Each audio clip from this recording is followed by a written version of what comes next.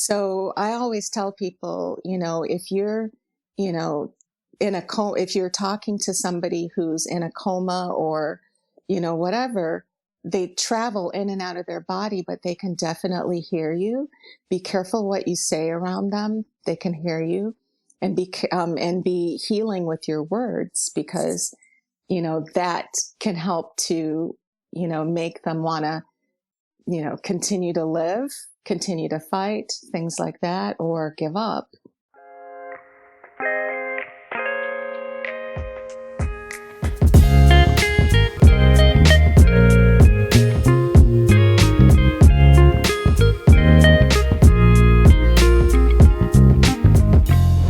Welcome to a Broaderlenspodcast.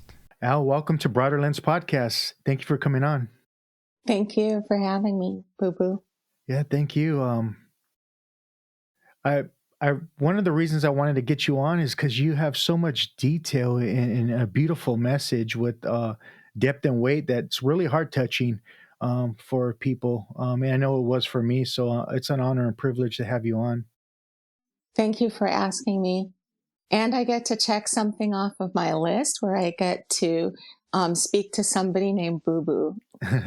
No problem. Thank you. My bucket list. My first question is, actually, maybe you can give us a little definition you have for near-death experience for those who may not be aware of what an NDE is. Yeah. So a near-death experience is when you are at the point of death where you leave your body. Your body is suffering physically in some way because of some type of a tragedy, accident, and you leave your body and go into a different realm of consciousness. And everyone's near-death experience is different, just like all of our personalities are different. And, there's one thing that I learned about, or really kind of resonated on, something that I had read in the Bible over and over. When I would read it, I would always read about in God's house, there are many rooms. After my near-death experience, I understood what the rooms were, because that's essentially what it's like. It's like you are in a different realm. You are in a different dimension, a different existence of reality. So some people, they leave their bodies and then they come back. Some people completely lose all physical function, meaning their heart shuts down, everything, and then they come back. Those are near-death experiences. And some people, leave because of distress, and then they come back. So what happened to you? Maybe you can walk us into your NDE experience. Sure. So what happened is that I had an infection that I didn't know was really serious. It didn't seem that serious. I came, to visit my family on a vacation to regroup. I was tired. I had said beforehand, I just want to rest for a while and just be in a place where I just don't need to do anything. But I have a daughter, so that's unrealistic. And I was a single mother, so that's unrealistic. So when I got to where my family was, which I spent some time, and I progressively got worse, went to the hospital, got a little bit better. And then something happened that shouldn't have happened. And then I started getting worse, became septic, had complete organ failure. I was in a coma for 2.5 months. My lungs were failing. Everything was failing. I was induced in a coma and put on life support so that my body would keep functioning while they tried to figure things out. And essentially, that's when things happened for me. I don't remember, I didn't experience a sense of timelines. but I just remember my experiences. And I think I was meant to remember my experiences because, you know, I'm forgetful in some ways, but I remember a lot about the experience. So that's essentially the summary of how things started and how I got to that place of being that critical. Wow. So what happened next? So, like I said, I don't have a sense of like sequence, but what I experienced was I left my body on a couple of occasions. Um, the second one being the most final time. But I left my body, for example, I went into I was in a procedure room, and based on what my family told me, I think it was when they were doing something like maybe checking for brain activity, because they do a death preparation when you're dying. So I think it might have been that, but I'm not completely sure that was the procedure that was going on. But I heard them talking and I was not understanding what they were saying, but I did understand the doctors and residents talking about how grim I was. They were saying something in regards to my heart. Um, and I was getting angry and frustrated.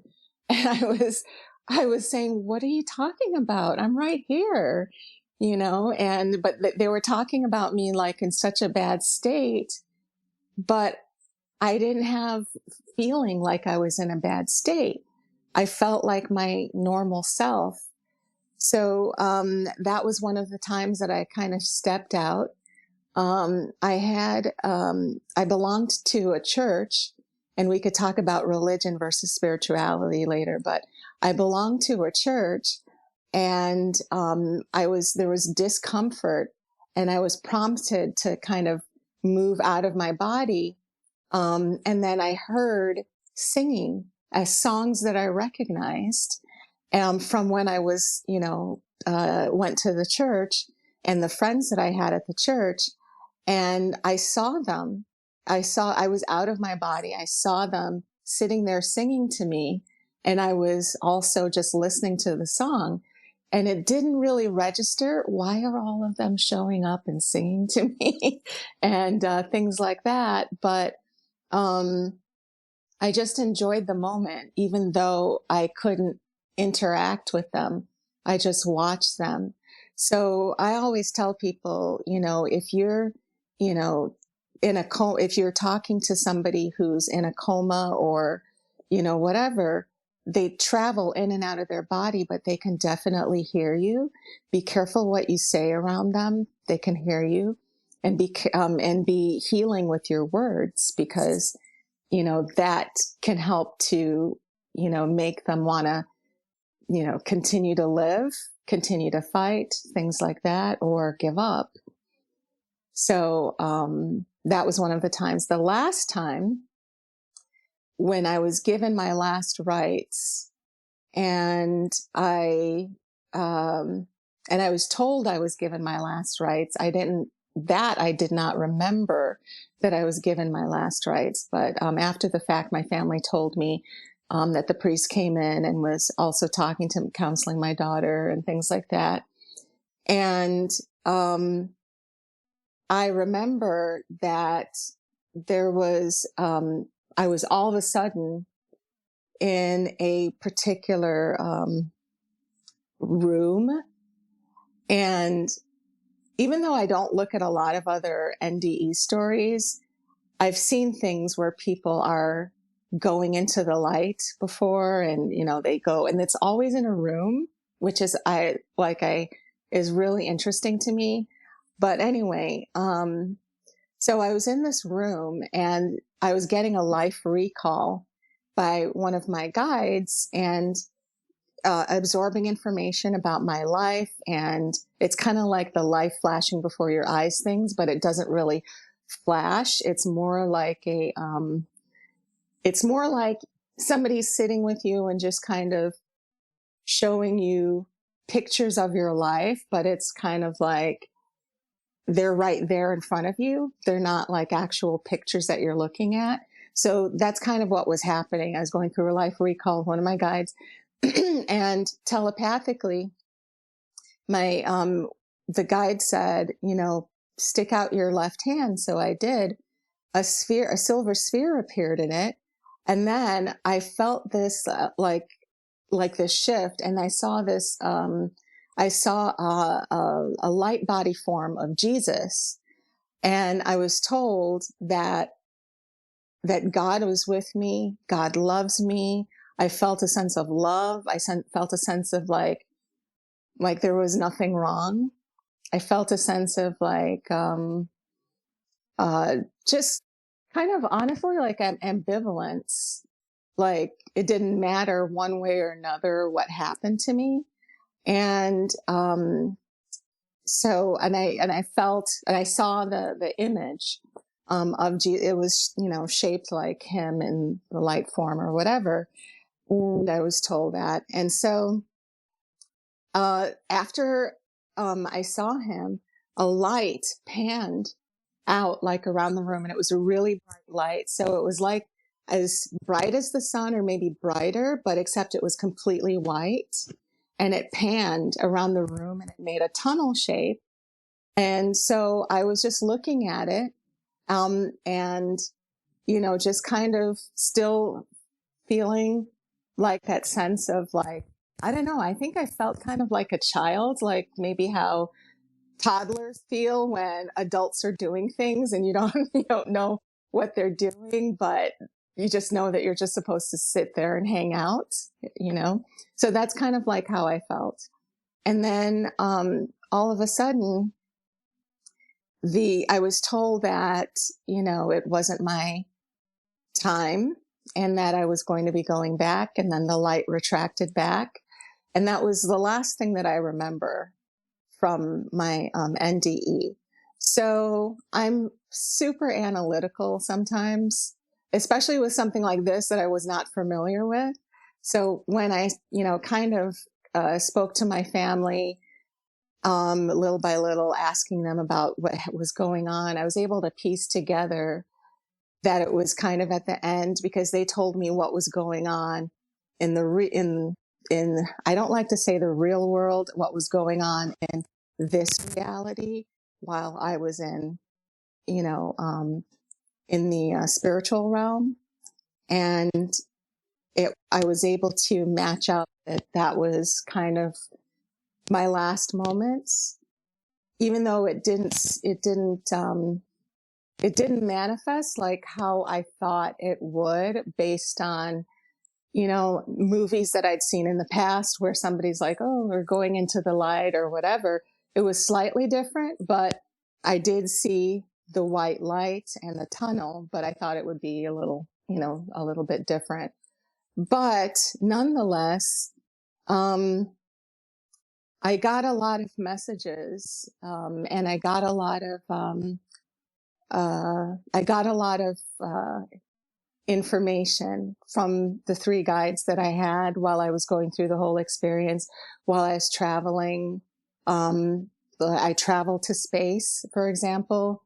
I remember being like I didn't understand that I was an orb at first, but when I looked down, when my eyes looked down on myself, I didn't see a body. And I looked up and around, I didn't see a body, but I had conscious awareness that I was me. And I was traveling in space, going past a nebula. And again, your mind just kind of shifts. You just kind of adapt when you're in the spiritual realm to expand with the spiritual realm, with your surroundings, because I didn't think, why am I traveling through space? And why am I seeing a nebula? What about oxygen? How am I able to survive this? I didn't think those types of like logical thoughts. It was just more kind of like an experience and a feeling of love and a feeling of peace and a feeling of wow, the universe is beautiful. And this is you get a sense of you're a part of the universe. You're an important ingredient to the universe. So you have to love, respect yourself, love and respect others, because you are important. You're an important part, ingredient to the universe. And you're an energetic force. You belong. That's where you actually belong. So, Al, you mentioned these guides.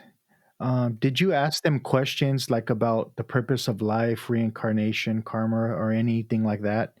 Or did they show you anything else? Yeah, a lot of my questions were internal in my mind that I'd already had and carried.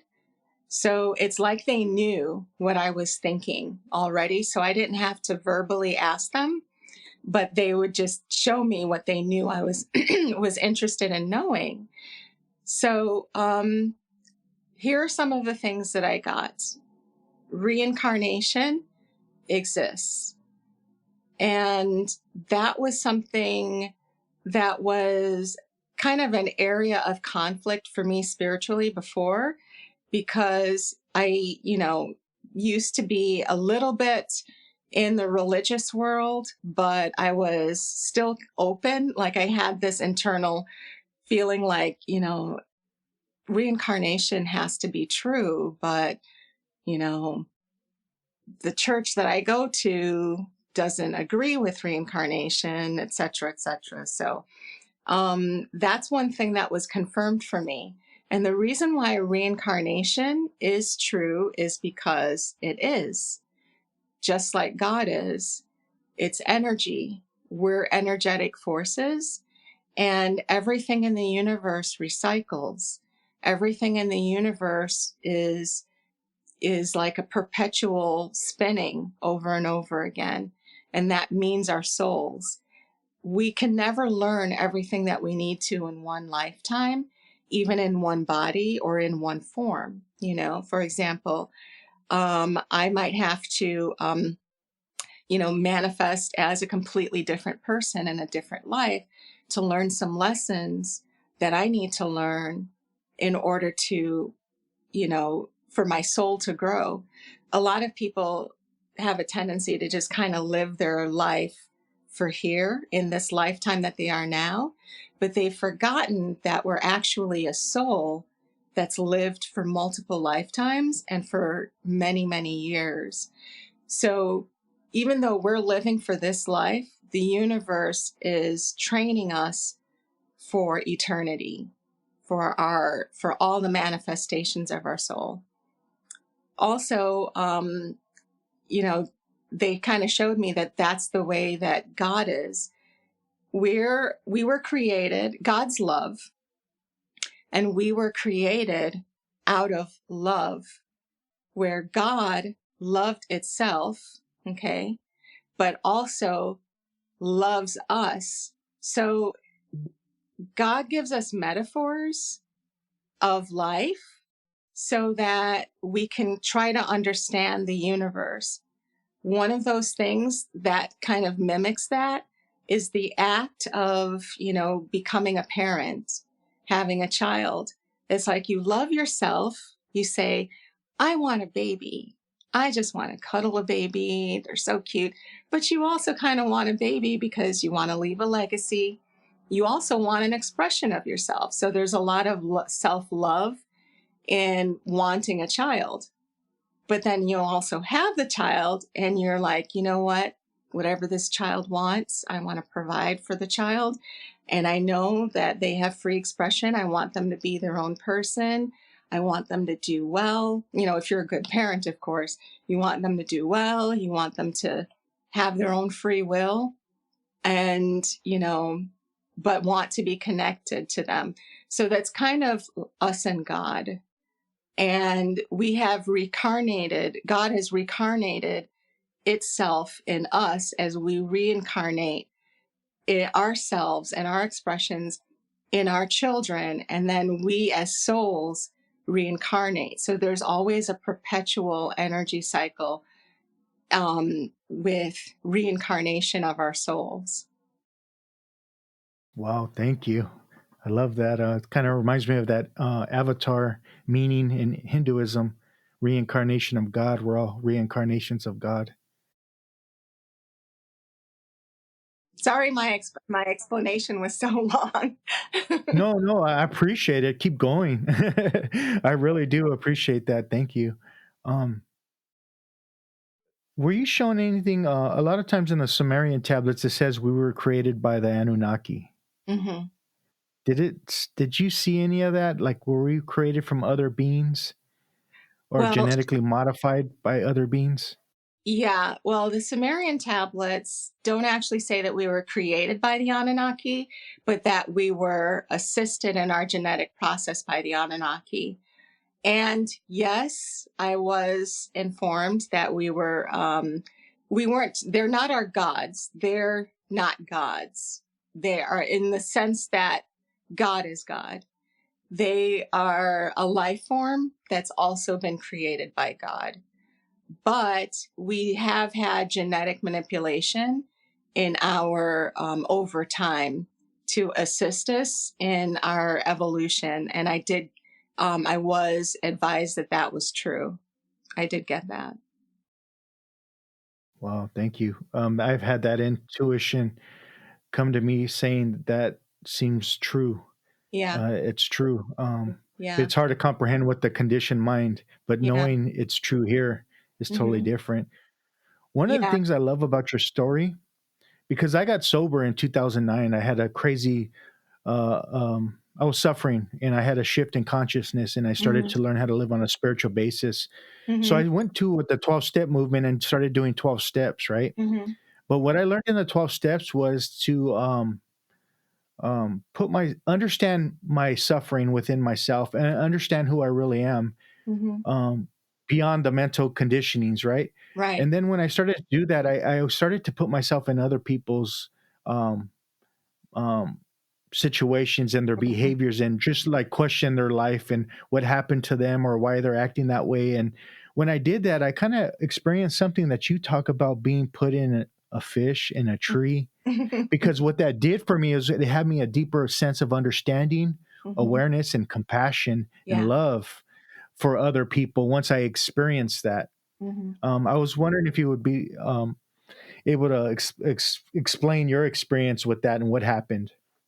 Thank you so much for sharing that because that is nice to hear confirmation when people haven't had an NDE, but they have the same type of experience. Because what I have gotten was that those of us who've had an NDE, there's nothing that's like, we're not better than anybody else or whatever. We just went through a different manifestation of an experience because that's what was beneficial for us. And then we're just here to talk about it and share it. But you can have those transitions without having a near death experience, and which you had mentioned. So the transformation that we're supposed to be doing is like the transformation of seeing everything as conscious, seeing everything as when I say everything, every living thing, I'm not talking about like your desk or, a pen or something like that, but like things that are conscious um, are other living things like plants, fish, and like you mentioned, in one of my experiences with my guides, I was told merge. So I was told merge with a tree and kept on being told that, or merge with this or that. And I was my consciousness was placed into a fish. And it wasn't just, I'm a human being and I'm going to act like a fish and be placed in a fish. I actually became the fish to the point where I lost all sense of my humanness. And I kind of felt like a fish and thought like a fish. And, I've been asked before, what did that feel like? And it was very like, freeing and very simple, and really kind of like you're just swimming. I understood Dory. I understood the movie better in a different way. Just keep swimming, just keep swimming. And that's literally, the fish. And I'm not talking about mammals. Mammals have a, different consciousness, but the fish that I was put in was simple. And I was put into a lily, and then, and also a tree. And one of the things that my guides had told me was that trees are conscious, and had me feel what a tree feels like, and that they were actually going to be studied in the future. That scientists were going to start realizing that plants are conscious and start studying them, and hopefully would that would not be manipulated in the future. But I just came across something just a few days ago, actually this week, where scientists have started studying trees. And they were able to determine that they see color. If somebody's wearing color, they can tell the color, even though they don't have eyes. And things like that confirmed for me things that I had seen in the Bible about seeing without eyes and hearing without ears. And we have a lot of these different things that are around us that we don't pay attention to, that we're being fed by God and the universe to help guide us through our life on a regular basis. Interesting. Thank you. Um, I did a episode with Nicole Lindy, who's a psychic medium, and she talks about. I was sharing with her when my father passed away. He fell off a cliff, and I was with my father holding him. I had an outer body experience briefly, and she called it. She gave me a wording that I could use that I could never use before and describe it. She called it soul blending. Oh, I like And, that. yeah, and I automatically we tapped into each other, and I was shown that there's no such thing as death. Right. So I knew from then on, yeah, death is an illusion created by the mind. Exactly. You can't kill us. And I love how you talk about energy. How can you kill that? And hence reincarnation. That's why energy always recycles, and we don't die. We just come back in a different form. One time I had two pastors preaching to me, and they asked me if and this ain't trying to be disrespectful to anybody's beliefs, but just to share some truth for me is they were asking me, do I accept Jesus as my Lord and Savior? And I said, well, can I ask you a question before I answer that? Do you believe Jesus is God? And they go, absolutely. He says, I and my Father are one. I go, well, how could God die? Because who we really are, that divine spark within us, that the God within us, it doesn't die. And I think that's our true essence. That's what I've been shown through my own experience, that we are a piece of God. We are God. We have that oneness with God, and that's our true essence, and that doesn't die. And when I hear you talk, it gives me a lot of confirmation. So I appreciate that. Yeah. I actually, even Jesus said that, he said we can be like him, not that we can, not that we are not like him or can't do the same things. If we can be like Jesus, and Jesus was an ascended master, and he and the Father were one, well, then what does that say? Then we and the Father are also one. And why is that? Because all conscious beings are one with the Creator, with, the thing that created it. Why is that? Because we're all one energy source. So, yeah. Yeah, thank you. You were also shown the Kosik records. Am I right on that? Yes. What's the Akashic records for people that may not be aware of that? Well, before my NDE, I thought the Akashic records were like a big library, and, I kind of imagined it with a lot of scrolls and books and a lot of things written down. The Akashic records are essentially an imprint of everything over time. All situations, dimensions, soul imprints, basically a record of information. So I thought that it was like a scrolls, a bunch of scrolls or whatever. What I found in my NDE was that it was presented as stepping into dimensions with information. So it was kind of more real, like stepping into a holodeck on Star Trek, where the information is presented through an experience, and that's the record of something that happened in the past, present, and future, what was going to happen in the future. So that's how I was able to be shown things that were, that I had questions about that were going to happen in the future about the world and also my own personal life, and how I was able to rectify things that happened in the past as well. Because in the Akashic records, all information is happening all at once. So we call it past, present, and future, but it's actually all at once. Kind of like if there's a rainfall, and let's say it's a deluge, the rain that's at the top of the stratosphere seems like it's in the past. When the part of the rain that's almost about to hit the ground seems like it's in the present. The one that actually hits the ground and is getting absorbed into the ground, seems like it was a part of the future, but it's all coming down at the same time. It's all happening at the same time. It's wetting the ground at the same time. And that's how the universe and the world operates. We just put it into linear terms because we live in a 3D world. And so it's harder to understand things unless they have chronology.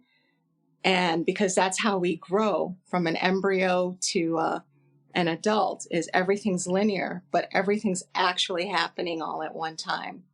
The Akashic records keeps records of all of that. So I had a lot of questions about stuff.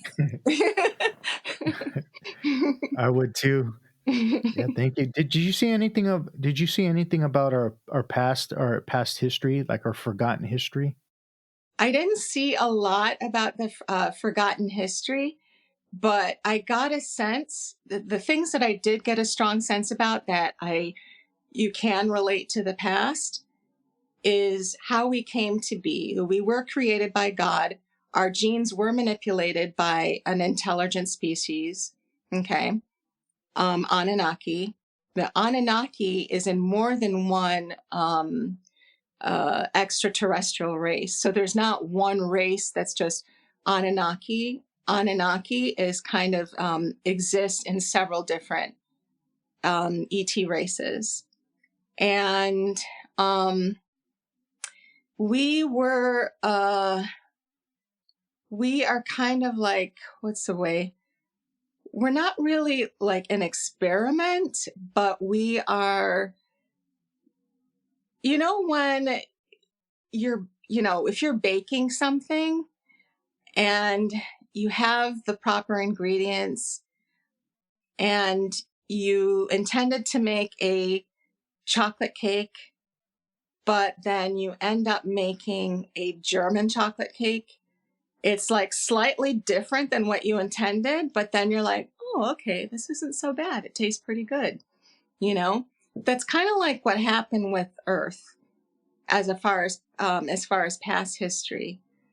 And what I had gotten was that we have different expressions because we're actually a combination of lots of different alien species, except the mixed race humanoid versions, basically, of them. So we're not the only humanoids in the universe. There are other humanoids and there are other mixes of humanoids. We're just kind of like the seed bank, or and our Earth is kind of like a boot camp. And we're very important to other alien species. So that's one of the things that I got in regards to our past history. Well, thank you. I love talking to you. I'm getting a lot of confirmation from my own research and my own intuition. Um, and it makes sense why a lot of the indigenous people talked about the gods or the star beings or the star people, whether it be in Africa or in the Americas, all around the world before Christianity came. But even like in Judaism, it seems like the Old Testament, the God was an Anunnaki because he seems very I'm a jealous God, very egotistical, um, which could be, I don't know, one of the Anunnakis that were all trying to have power and trying to destroy. And there were war gods, some of them, So it kind of makes sense when I start to see that. And okay, that's why, because that God is love. But then all of a sudden, you read some of these egotistical gods with a big ego um, taking over. So that never made sense to me. Yeah. Us humans, we can be kind of daft sometimes, but we're not that stupid. We can, when something doesn't make sense, we go asking questions. And God wants us to do that, and God's proud of us doing that, because then that's when we're asking questions, we're learning and we're figuring it out. And it helps us to be closer to God because we're making a conscious decision to just not stay stuck, in this 3D, mentality. Yeah, thank you. A lot of times, sometimes in religion, not a lot of time, but sometimes in religion, it could be very fear based, and you're not supposed to question anything. And then we get conditioned, like not to question anything, and we get scared at times to question like the word of God, that been programmed. But what's the difference between religion and spirituality for you? Um, for me, I would say that religion and spirituality is kind of like the difference between the church building and the steeple. And what I mean by that is the church building is, there, it's structured. You go in, there's lots of activity, things happen. The steeple exists, is the cross shape on top of the church. It attracts all the energy. It interacts with the energy of the stratosphere. If there's a lightning storm, it might, depending on what it's made of, it might even attract that type of energy. And it's also kind of like a beacon. If somebody's far away and they see that steeple, and they'll say, "Oh, there's a church over there. Let's go over to church." They can see it from far away. So I feel like that's what spirituality is more of the connection to the divine without all the agendas. And the religion is trying to maintain the connection to the divine, but it has agendas. One of the things that I did get from my guides, one of the guides, was that um, several of our major religions have a part of the truth, and it's intentional that they have a part of the truth. The reason being is because what God wants us to do is to learn how to love and respect each other, even if we might differ in opinion.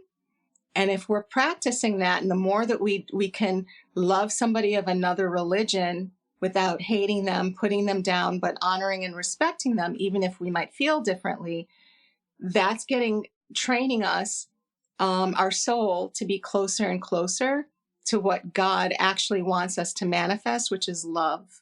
Because love is not, expressing love is not loving something that's like you. It's honoring and respecting something that's completely different from you. And so if we're able to do that with different religions, then we're doing more of what we're supposed to be doing, to practice true religion, basically. Yeah, thank you. I appreciate that because yeah, I learn a lot from different religions, but then you can also see what's causing separation and what's not truthful and what's truthful, because every religion carries the same principles, and it all has to do with love. And if I have to remember one thing in the Bible and and not read the rest, is he that dwelleth in love dwelleth in God, and God in him.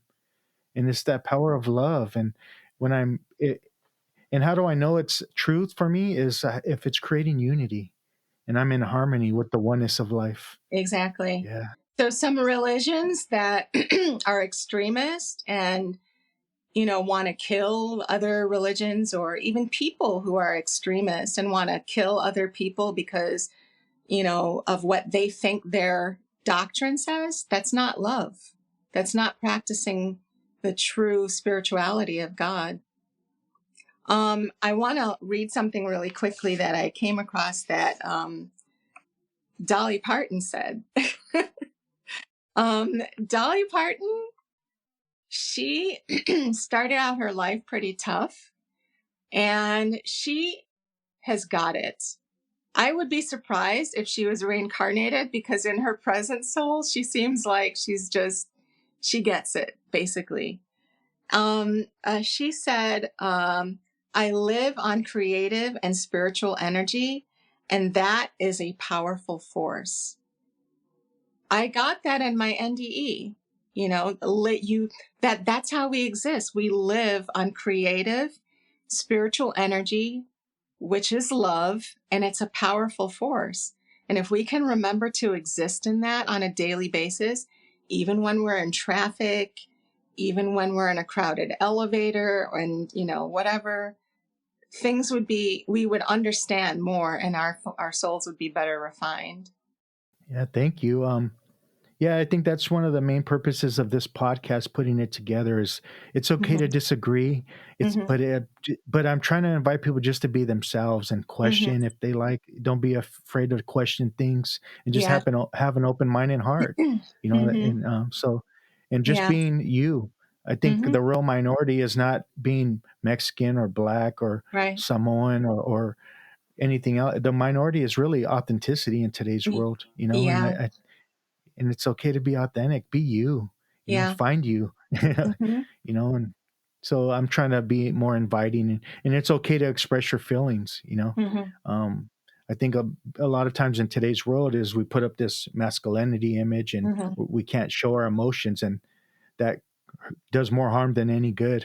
I Yeah. know it did for me. So Yeah. And I think that's why even the Bible talks about us being like little children.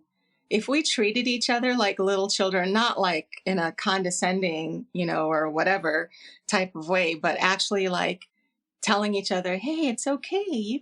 It's okay to cry. It's okay to do this. And, teaching each other from that perspective, things that we don't understand or whatever, then we would be a completely different society. also, I remember when I was a kid, I would get angry, upset, but then I'll let it go and continue on. Mm-hmm. Won't hold on to it like I do today. As being I don't do that today as much, but as being an adult, as I got older, holding on to resentments became a lot more easier and more addictive. Marianne Williamson once says, "A lack of love is the level of the problem, and a lack of love is the level of the solution." So it all goes back to love, like the Beatles. Right. Exactly. And I hear that a lot from your message. So thank you. No problem. Um, were you when you were on the other side or in a different dimension? Did you see any loved ones, any family members? Yes, I did see. And the interesting thing is that, so this has been kind of hard to reconcile. Honestly, I'm still kind of working through it. But a couple of the family members that I saw are no longer with me, meaning that they've died. In the years since my NDE happened in 2015, so 8 years ago, and they've died. So I saw them before, in before my NDE, I saw them. They were alive, but after my NDE, they died. So I'm still kind of working through why I saw them before they died, that they were going to die. And if I was, just kind of getting an understanding that where they would be or how they would feel after they died, basically. There have been, there have been 3 family members that died, relatives. Yeah, thank you. What about other planets? Were you shown any other planets, any other life on other planets? Yeah, I went to, besides going to the traveling and seeing the nebula, I went to another planet, and my guide kind of showed me a different species. They had really white, translucent skin, and they were there. They had buildings, but they were like very advanced buildings, and everything looked very futuristic. And so I sat and kind of, I wasn't sitting, but I was, in a corner kind of observing them. And while my guide was like saying, here, telepathically, here, look at them. And this is another species and they exist in the universe and, on a different planet. And there are other planets, kind of like basic elementary conversation about the fact that there are other life forms. And I was kind of like, yeah, I knew it. I knew they were there, but now I have proof. So. Yeah, thank you. I did a episode with Kate Montana recently, and she wrote a book called Cracking the Matrix. Were you shown what the Matrix is? Yeah, well, I wasn't shown what the Matrix is, but I was shown things, meaning like, I wasn't shown this is the Matrix and this is the definition of the Matrix. I was telepathically pushed into experiences and kind of given, like, the words that I were given were shorter words. But what I understood from what I was shown was the Matrix is a fabrication of our imagination. Our reality is our imagination. Everything that's happening that we oppress ourselves with, that's the Matrix. And we created this oppression. It's kind of like generational trauma. There were some things that happened in the past, in prehistory, that are imprinted genetically on us in the way that we think and the way that we act. This desire to conquer and oppress each other. There were some things that happened in the past that, where that was imprinted. And so now we always have that in the back of our minds of, and that imprint of trying to oppress. Like, even though we're, lots of us are good parents, sometimes there's even that act of, well, I just need them to do what I want them to do, oppress them right now, And so that's the Matrix.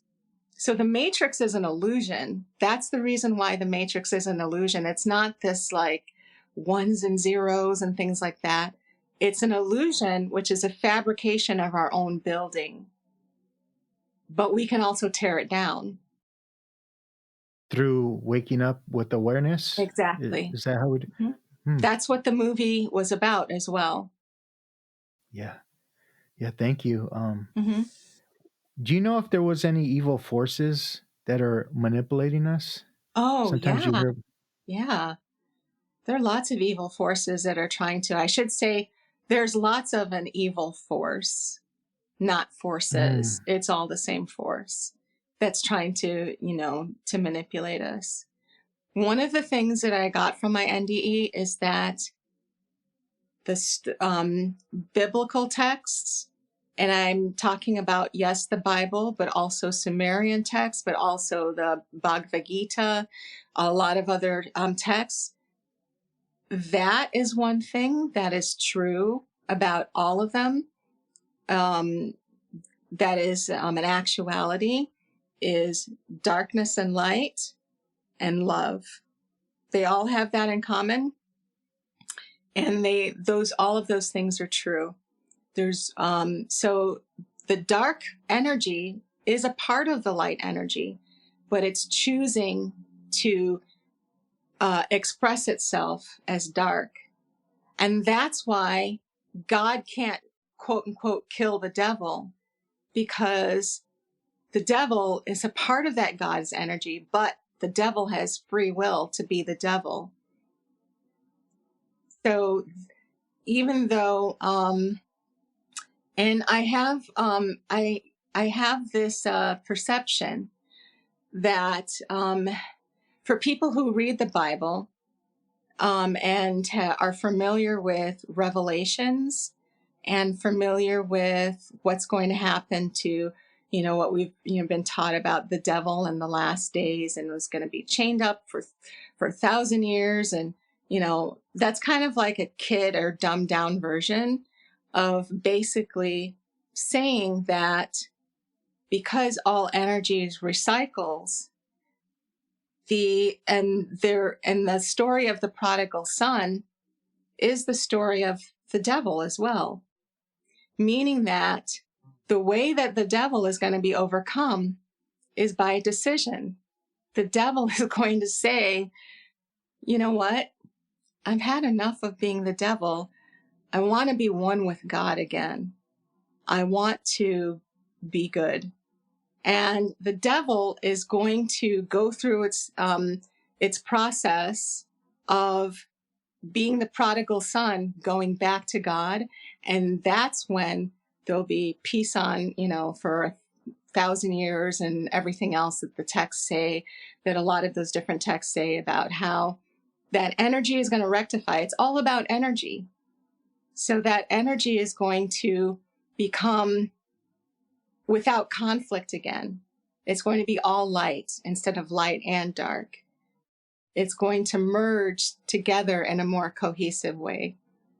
And God, and that's why God will be pleased, because there's not an expression that is dark and causing pain any longer, that everything is light, everything is love, everything is good. Thank you. So there's no judging God. What do you mean? Like a God that's going to punish you, go to hell if you don't act a certain way. No, God is not about punishment. God's about teaching, correction. There's a difference between, okay, so in simple terms, I could punish my child for being bad, make them feel bad, make them just wallow in their badness. Or I can correct their behavior and say, look, this is not you, and you don't want to be this. So here, do it this way instead, and be about this instead of that. Kind of like what you went through as a gang member.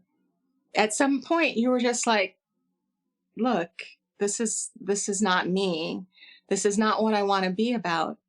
So, that's one of the reasons why I don't believe in karma in the way that a lot of people talk about, because we kind of take karma and we weaponize it the same way we weaponize like spiritual texts, like the Bible. Oh, you're going to go to hell. You're going to do the, whatever, punishment, wrath. When, how could that gel with a loving God? That's not what I learned at all, and not what I was, what I saw. And so karma is the same way. It's not meant to be a punishment. It's just a form of your energy radiating with what you resonate with.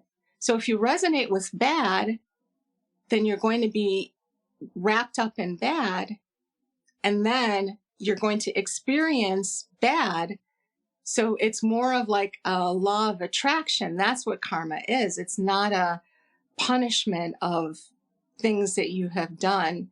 It's meant to correct you or to get your attention. It's kind of like, the thing that is there to be like that loud yell in your ear that's like, wake up.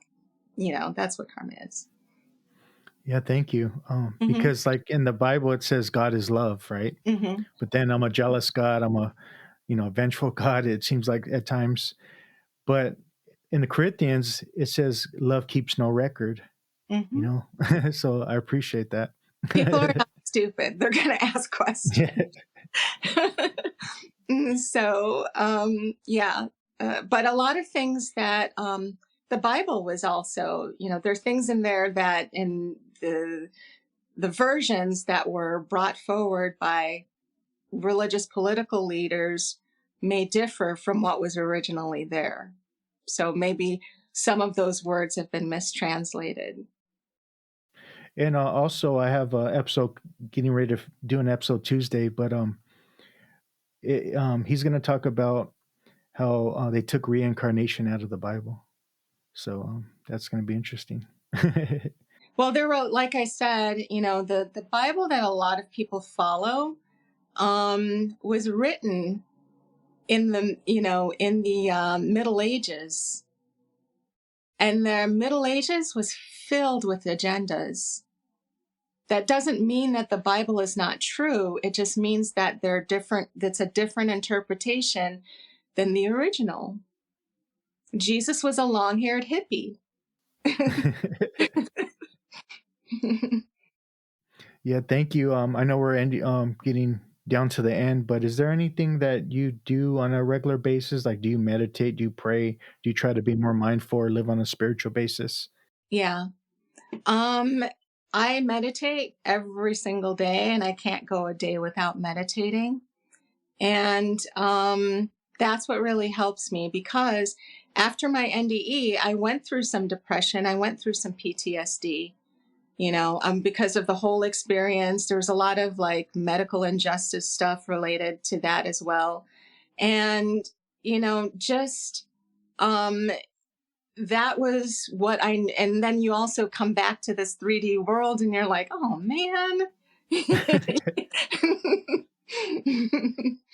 Yeah, so meditation. One of the things that can really help people is if they don't know how to meditate, or if they're having trouble staying focused while meditating, starting small and repeating, I am what matters. You could put your hand over your heart and just say, I am what matters. I am what matters. Because I am is also what God is called, but I am is also you yourself. And you're merging those two together. And matter is what the universe is made of. So it's kind of a merging of all of those things. And you can repeat that over and over until you start to kind of unplug yourself and unblock yourself and allow your spirit guides, or allow that love to start, coming through your energy and relaxing you and helping you to connect with the divine. Do you have any last words? Anything you've forgotten that you would like to say, or any last words for anyone listening? Let me look at this handy dandy notes that you sent me. That was really helpful. I think you're the only podcaster that has sent me an outline. And I'm still learning. I'm a rookie at all this. So. Really, you're doing such a great job. Thank you. Well, just basically, I think, that love is a frequency. It's food for our souls. And love has different forms. Sometimes love is passionate. Sometimes love is angry. Sometimes love is, just justice, basically. And we're frequencies as well. When we die, and this is a scientific fact, when we die, there's enough energy that's generated upon our death to power a city for an entire week, a city the size of New York for an entire week. That's the energy spark that we leave. Our DNA can store something like a couple trillion terabytes of data on it. That's divine. That is amazing. That, I don't even know where to begin to talk about how awe-inspiring that is. And that's you, you're not this person that's just kind of going about your business in the matrix. You're a force to be reckoned with. Love yourself, love others in the various different ways of expression of that love, and recognize that you're a frequency and an energy source that's connected to the divine. And then you'll start to understand and transform. And it's not going to be easy. I mean, it's hard being part of this 3D world, but we'll get it little by little, more and more through our life. Thank you for that. Thank you for your words. At the end of the St. Francis prayer, it says, "It is only by dying that one awakens to eternal life." And I hear that and I see that in you. So thank you for coming on. Thanks for having me. Thank you.